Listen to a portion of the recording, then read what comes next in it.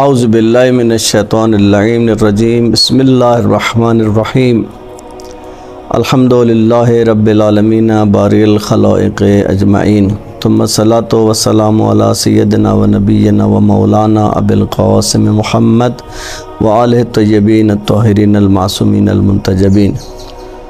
محترم و معزز سامعین، جس اہم مسئلے کی طرف آپ کو یہ توجہ مبذول کرانا چاہتا ہوں، جس کے بارے میں بہت سارے مومنین سوال کرتے ہیں اور بہت سارے ابہامات ان کے ذہنوں میں پائے جاتے ہیں، وہ مسئلہ خمس ہے۔ یہ کتاب جو آپ کو نظر آ رہی ہے، اس میں ہم نے وہ تمام مسائل جو اب مومنین کے ذہن میں آتے ہیں ان کے تسلی بخش جواب لکھے ہیں تاکہ ہر مومن آسانی سے اپنے مسئلے کو سمجھ سکے۔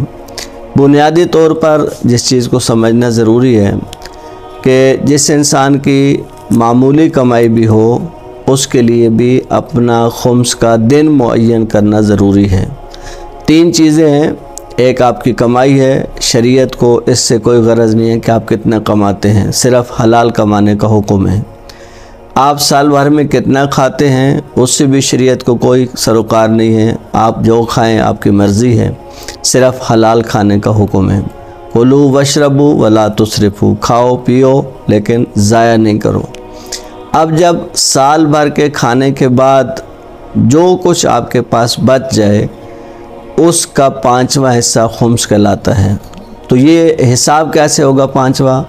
کہ جب آپ سال میں اپنا ایک دن معین کریں گے، اور یہ سب کے لیے ضروری ہے، جو لوگ تنخواہ دار ہیں ان کے خمس کا دن وہی ہوگا جس دن ان کو نوکری ملی ہے۔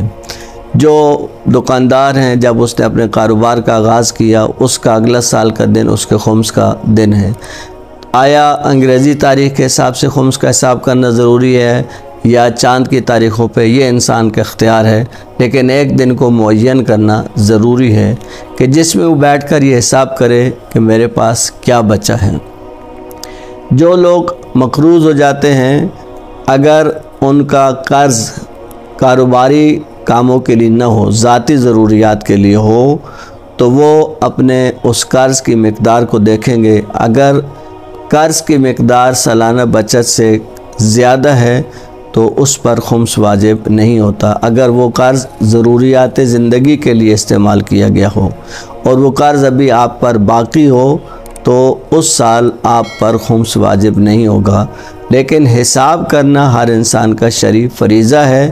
حساب کیے بغیر آپ کا خمس کا سرکل نہیں بنتا، اور جب آپ خمس کا حساب نہیں کرتے تو آپ کا مال پاک نہیں ہوتا۔ اپنی اولادوں کو پاک مال کھلائیں، حلال مال کھلائیں، اور امام کا حق ہے اس کو ادا کر کے سرخرو ہو جائیں۔